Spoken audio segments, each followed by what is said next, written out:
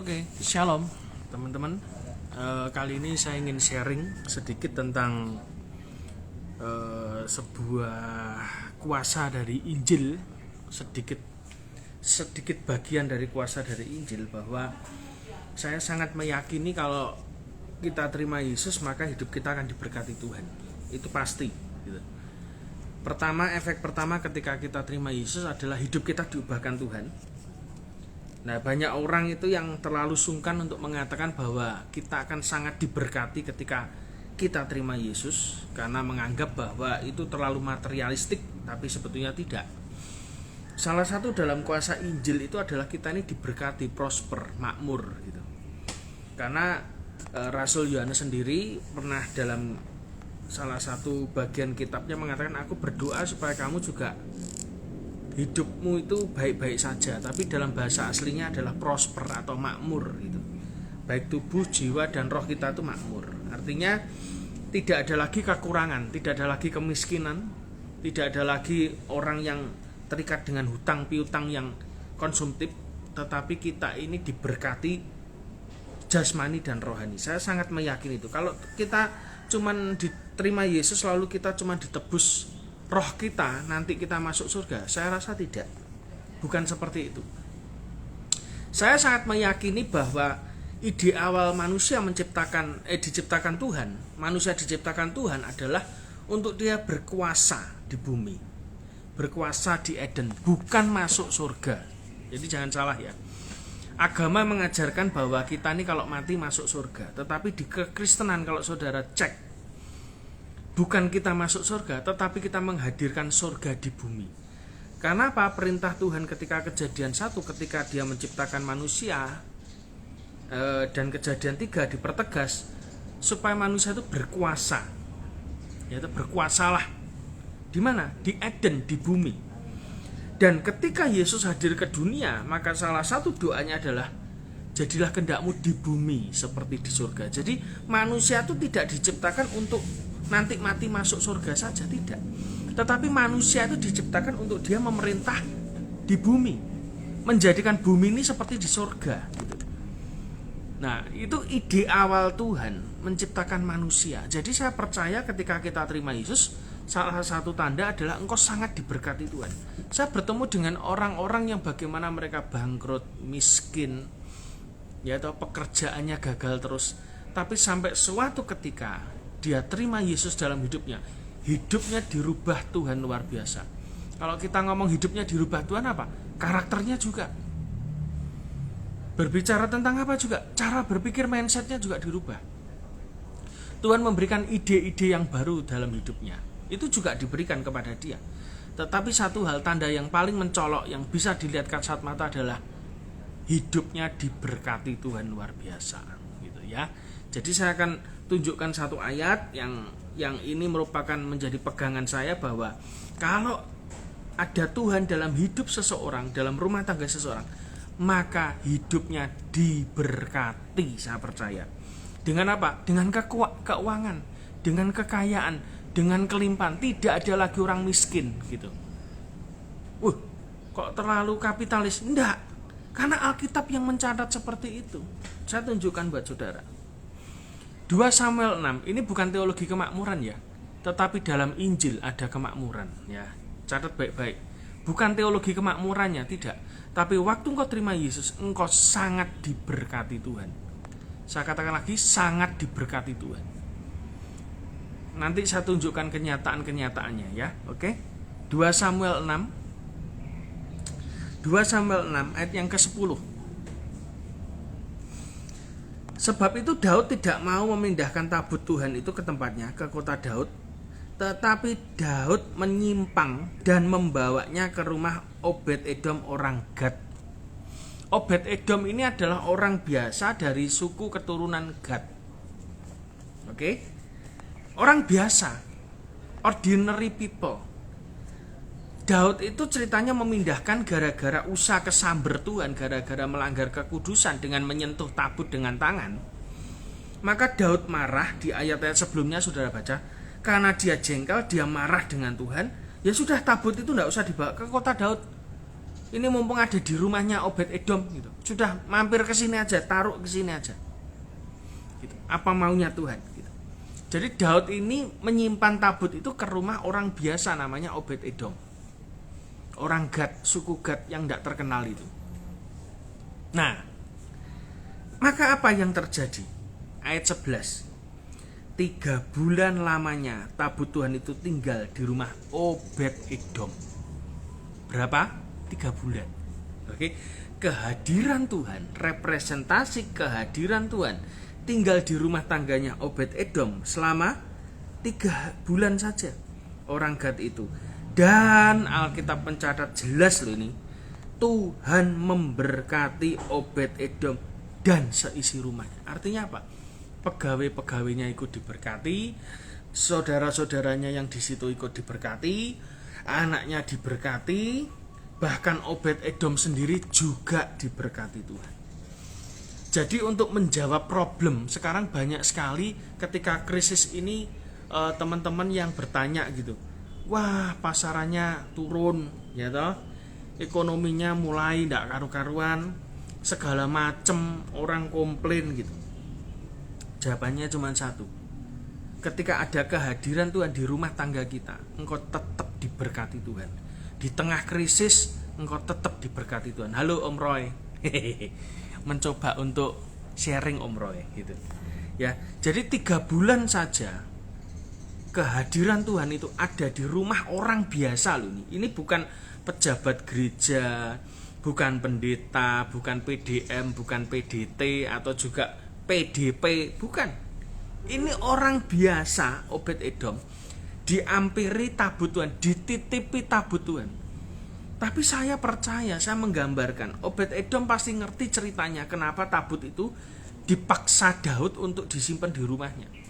Karena terjadi peristiwa sebelumnya. Saya percaya bahwa pada waktu itu mungkin kalau tabut itu ditaruh di rumahnya Obed Edom, Obed Edom itu mungkin dan seisi rumahnya kalau nyapu itu pelan-pelan tidak berani nyentuh tabut itu.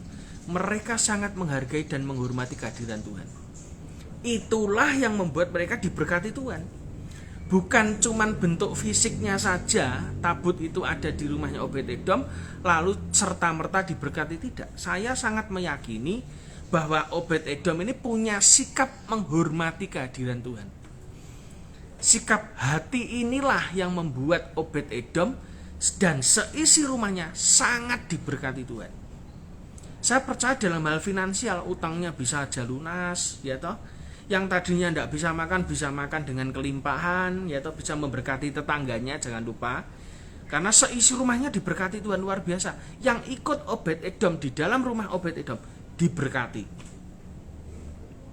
Jadi 3 bulan kalau engkau menghargai hadirat Tuhan, menghormati Tuhan, menghadirkan Tuhan dalam rumah tanggamu, engkau sangat diberkati Tuhan.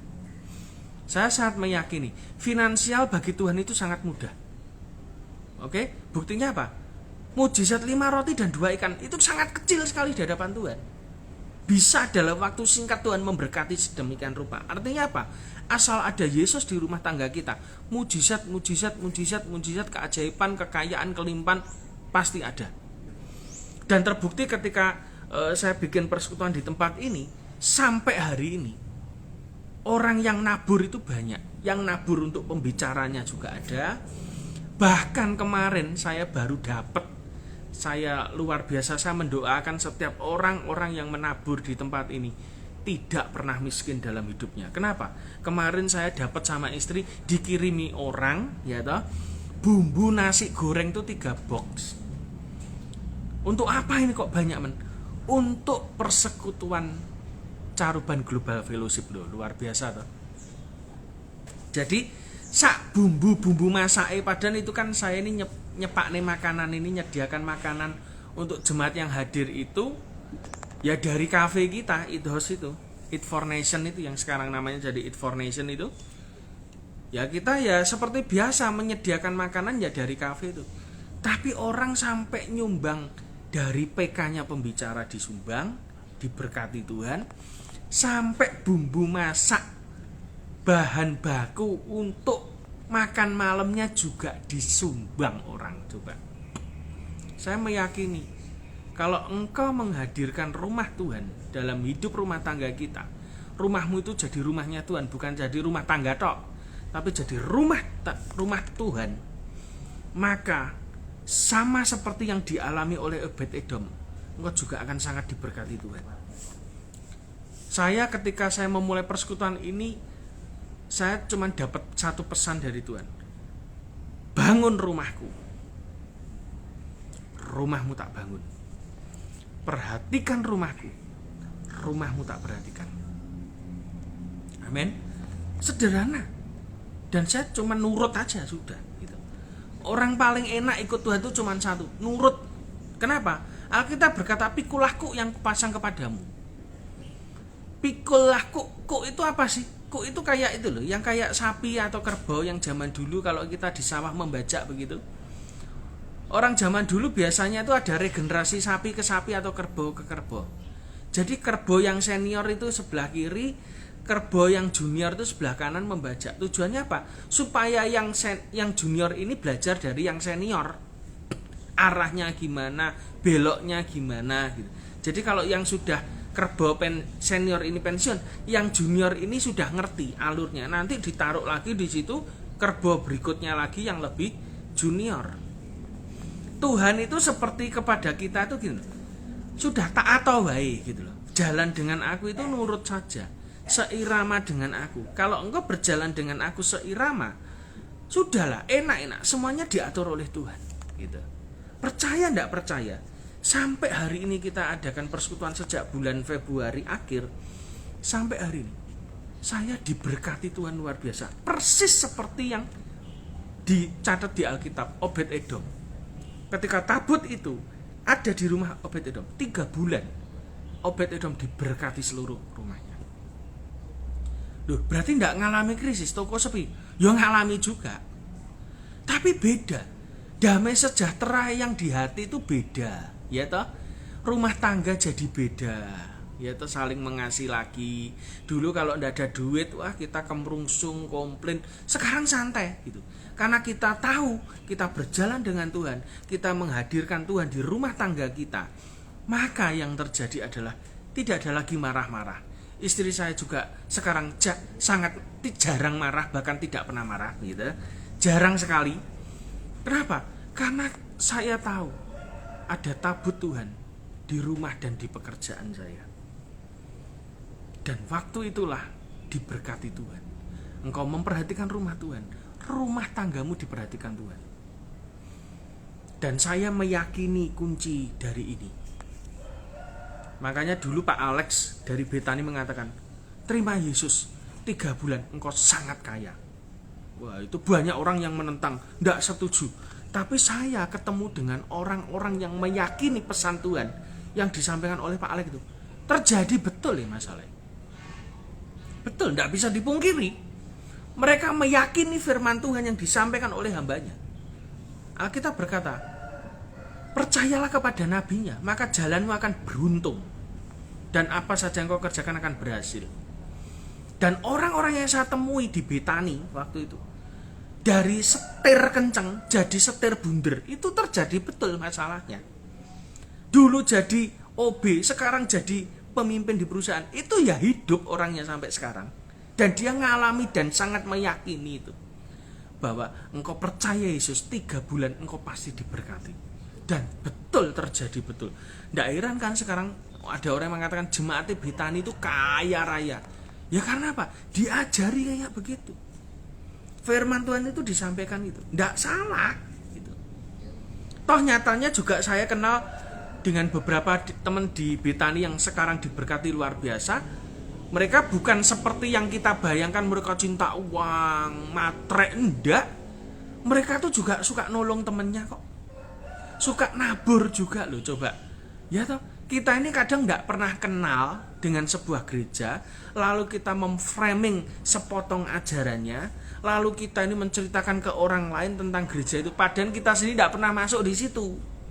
Kita sendiri tidak pernah kenal dengan orang-orang di dalam situ. Dan kita sendiri tidak pernah bersentuhan dengan orang-orang yang betul-betul mengalami mujizat-mujizat seperti itu. Jadi ini kuncinya juga kita belajar untuk mengenal. Gitu. satu hal, bahwa saya sangat meyakini bahwa orang yang di rumahnya ada kehadiran Tuhan, engkau diberkati Tuhan. Dan doa saya sampai hari ini, setiap orang yang bersekutu di tempat ini, di Eat for Nation, di Caruban Global Fellowship, saya percaya, dan hari-hari ini saya melihat banyak sekali kesaksian-kesaksian mereka dari gereja-gereja lokal yang mau hadir di tempat ini. Mereka mengalami mujizat Tuhan. Ekonominya mulai naik, mujizat-mujizat terjadi, ya toh. Banyak sekali keajaiban-keajaiban. Beberapa dapat penglihatan padahal bukan dari anak Tuhan, tapi mereka mau hadir, terus tiba-tiba bisa dapat penglihatan tentang Yesus, gandeng anak-anak di dua di kanan, dua di kiri. Yang Kristen puluhan tahun aja tidak pernah lihat, tapi yang baru pertama kali ibadah, ya saudara ngerti sendiri, pertama kali datang itu dapat penglihatan. Itu luar biasa. Tapi saya meyakini ini yang akan terjadi. Ulangan 15 ayat 4. Ini adalah masa di mana Tuhan akan membuka gate of supernatural. Dimanapun saudara berada, saudara akan mengalami ini.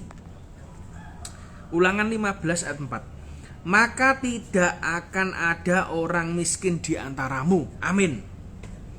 Saya sangat pernah, dulu saya miskin, saya tidak punya, tapi saya diajar Tuhan, nabur, cinta Tuhan, nabur, pekerjaan Tuhan dulu yang diutamakan, pelayanan dulu yang diutamakan, rumah Tuhan dulu yang diutamakan. Engkau akan diberkati, dan terbukti sampai hari ini diberkati luar biasa. Maka saya berdoa juga untuk setiap orang yang ada di tempat ini, yang beribadah di tempat ini, saudara bergabung di persekutuan ini, maka tidak akan ada orang miskin di antaramu. Amin. Engkau tidak lagi miskin, engkau sangat diberkati. Untuk apa? Bukan untuk dirimu sendiri. Bagikan ke tetanggamu. Buktikan Tuhan kita hidup. Buktikan kita sangat diberkati Tuhan. Dan sebab sungguh Tuhan akan memberkati engkau di negeri yang diberikan Tuhan. Amin. Allahmu kepadamu untuk menjadi milik pusaka dimanapun saudara buka usaha, dimanapun saudara ditempatkan Tuhan, di kota manapun saudara dibuang oleh Tuhan. Tanah yang engkau tempati itu adalah milik pusakamu, bukan milik orang lain. Secara legal mungkin kau masih ngontrak, secara legal mungkin kau tanah itu masih punyanya orang lain yang dipinjamkan kepada saudara, atau tempat bisnismu masih sewa. Tapi saya mau beritahu, secara spiritual itu adalah milik pusakamu. Karena apa? Karena tidak akan ada kemiskinan yang bisa sentuh anak Tuhan. Engkau hidup benar, engkau menghargai hadirat Tuhan dalam hidupmu, engkau menghormati Tuhan dalam hidupmu, respect Holy Spirit, hormati Roh Kudus, maka yang terjadi adalah engkau sangat diberkati. Dan dampak yang luar biasa, terang-terangan Tuhan ngomong, maka tidak akan ada orang miskin di antaramu. Bahkan saya yakin tidak akan ada kesakitan, orang sakit tidak ada. Karena apa? Yang datang ke tempatmu sakit pulang sembuh. Amin. Orang datang sakit pulang sembuh. Kita ini menjadi rumahnya Tuhan. Di dalam rumah Tuhan itu ada apa saja? Orang datang susah, datang di rumah kita pulang senang. Amin. Ada sukacita. Dari rumah geger sama suaminya mau cerai, datang ke tempat kita, datang ke persekutuan kita, ketemu Tuhan, pulang tidak jadi cerai. Datang utangnya banyak, datang ke rumah kita, ada jawaban, ada solusi, ketemu Tuhan, pulang diberkati, utang lunas. Ada yang kebutuhan anaknya besok sekolah tidak punya uang, datang ke tempat kita, dapat jawaban, kita berkati, pulang anaknya besok boleh sekolah. Itu harusnya rumah Tuhan tuh kayak begitu. Rumah tangga yang di dalamnya ada Kristus, ada tabut Tuhan, ada kehadiran Tuhan. Kita menghargai Roh Kudus, kita menghormati Roh Kudus, kita taat dengan Roh Kudus. Rumahmu bukan jadi rumah persoalan, tapi rumahmu akan menjadi rumah jawaban bagi setiap orang yang datang padamu. Mereka pulang tidak akan jadi miskin, tapi mereka akan menjadi diberkati Tuhan. Amin. Saya percaya itu. Firman ini saya sangat meyakini bahwa ini adalah firman Tuhan, ya dan amin. Dan saudara percaya banyak sekali hamba Tuhan yang selalu khotbah mengatakan setiap huruf yang ada di firman Tuhan itu bukan tangan manusia. Setiap perkataan yang ada dalam firman Tuhan ini bukan karena perkataan manusia. Dan setiap firman yang sudah kadung atau terlanjur tertulis di sini itu pasti akan digenapi. Dan firman ini adalah benih. Amin. Dan hari ini saya menyampaikan benih kepada saudara, tidak akan miskin lagi saudara. Di saat negara banyak sekali kaum miskin di mana-mana, kita bukan jadi bagian orang miskin, tapi kita jadi bagian orang yang sangat diberkati. Untuk apa? Memberkati orang miskin. Itu Tuhan. Makanya pelayanan Yesus kalau saudara lihat kemana-mana, lihat buat mujizat. Buat mujizat ke siapa? Ke orang yang membutuhkan. Setiap orang yang datang pada Yesus, buta melihat, lumpuh berjalan, tuli mendengar. Dan hari ini juga sama. Kalau saudara punya sakit penyakit, datang ke tempat ini, engkau pulang pasti sembuh. Ya, datang ke rumah saya, tak doakan, pulang sembuh. Engkau miskin, datang ke rumah saya, tak doakan, tak berkati, engkau pulang kaya. Nah, itu anak Tuhan tuh harus berani seperti itu. Wah Pak, saya sendiri tidak punya duit Pak. Makanya doakan orang gitu. Makanya kenapa engkau tidak punya duit terus? Karena engkau tidak pernah memberkati orang gitu. Saya pernah kemarin duit saya di ATM tinggal 400 sekian. Bukan 400 juta, 400 ribu sekian. Sampai akhirnya saya ingat seseorang yang ada di Jogja, hamba Tuhan juga. Lalu saya digerakkan Tuhan untuk tanya kepada beliau, Mas, ning omahmu enek beras porah gitu. Pertanyaan yang sangat lucu sekali yang tidak pernah saya tanyakan kadang.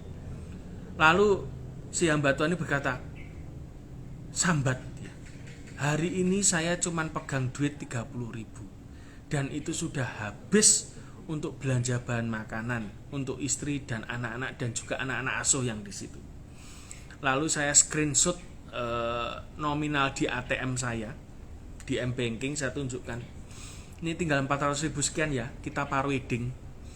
Langsung saya transfer dia 200 ribu. Lalu dia mengatakan, terima kasih buat ketaatanmu yang nyambung hidup kami sekeluarga. Saya nangis. Saya baru ngalami yang namanya memberkati orang. Di tengah saya juga tidak punya duit.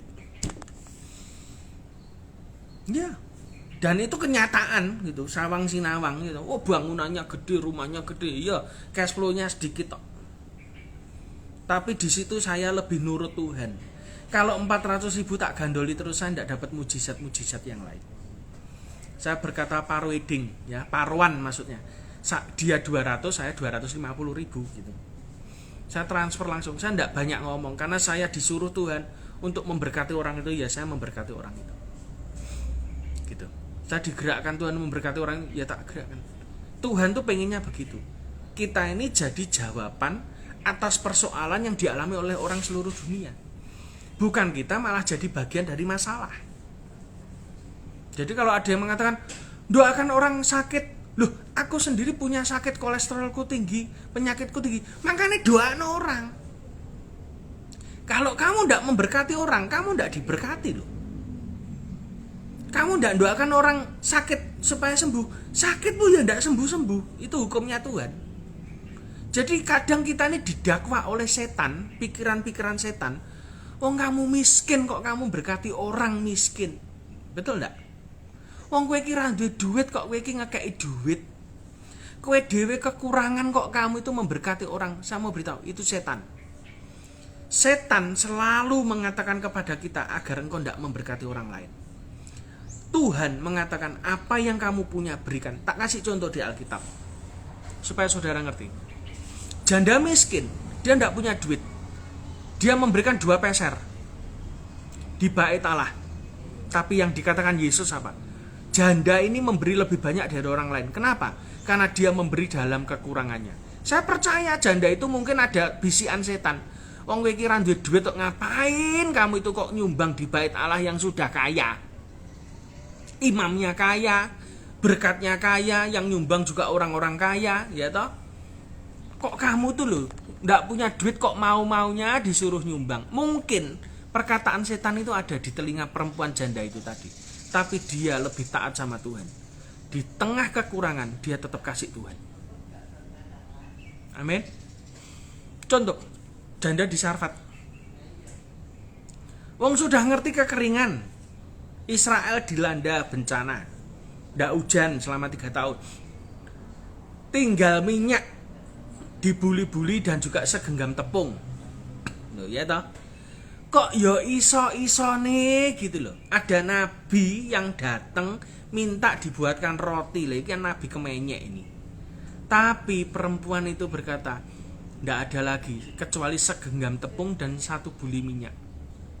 Amin. Tapi janda itu lebih milih ketaatan daripada dengar suara Tuhan yang mengatakan, wong kowe bariki mati loh. Kamu tuh bari ini mati dengan anak-anakmu. Tinggal segenggam tepung, ya toh, 1 buli minyak, bikin adonan roti, makan dan mati. Kok kamu itu loh ngapain nabur hamba Tuhan?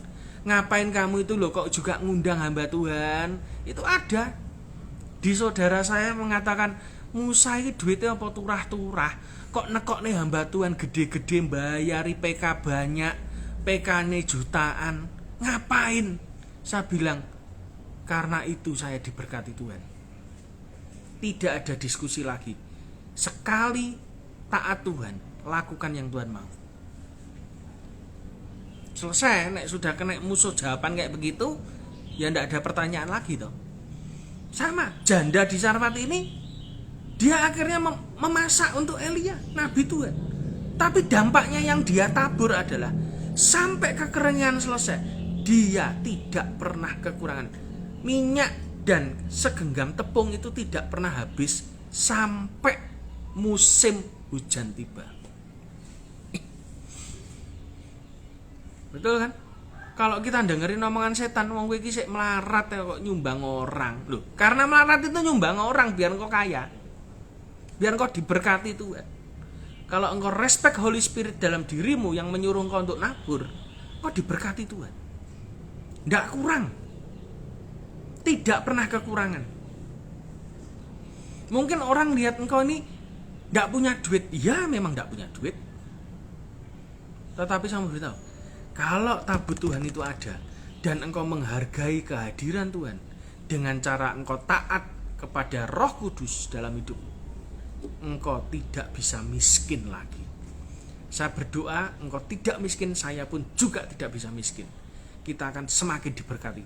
Hanya 3 bulan engkau percaya Yesus, apapun agamamu, engkau percaya Yesus, terima Yesus dalam hidupmu, engkau baptis juga, maka 3 bulan engkau diberkati Tuhan. Saya berani mengatakan itu, kenapa? Saya ngalami dulu. Saya tidak berani ngomong kalau saya tidak ngalami. Tapi hari ini saya ngalami. Saya katakan, kalau engkau terima Yesus, engkau diberkati luar biasa. Loh Pak, kok kayak Gunung Kawi Pak? Kayak pergi ke dukun aja. Yesus kok kayak dukun? Loh bukan. Setan itu yang niru Tuhan. Amin. Konsep datang ke tempat pesugihan pulang diberkati sugih ya toh. Itu konsep setan niru Tuhan. Jangan salah. Bukan Tuhan yang niru setan loh. Sejak dari awal diciptakan, setan itu selalu niru caranya Tuhan. Obed Edom tabut Tuhan ada di rumahnya, 3 bulan diberkati. Setan niru. Kalau engkau nyepakne sajen di rumahmu, ngundang setan di rumahmu ya toh, ngundang tuyul, engkau ya entuk duit oke. Itu setan yang tiru Alkitab. Jangan salah loh. Bukan kita yang niru pesugihan, salah. Makanya banyak konsep-konsep gereja yang salah. Ikut Tuhan kok kayak pesugihan, ikut Tuhan 3 bulan diberkati kok kayak pesugihan. Loh salah. Pesugihan yang niru Alkitab. Ngerti enggak? Jangan ditipu sama setan. Ya memang itu hukumnya. Kalau kita respect Holy Spirit, engkau kaya, engkau diberkati. Terima Yesus, bisa jadi kaya raya. Loh, tak tegaskan lagi. Saudara mau ngomong teologi kemakmuran, wong di sini ada kok. Teologi kemakmuran kalau yang salah, itu kalau yang tidak ada di Alkitab. Setan yang tiru Alkitab. Setan yang niru cara Tuhan. Setan yang pakai di Alkitab ini untuk diterapkan di dia, tapi kita nyembah yang salah.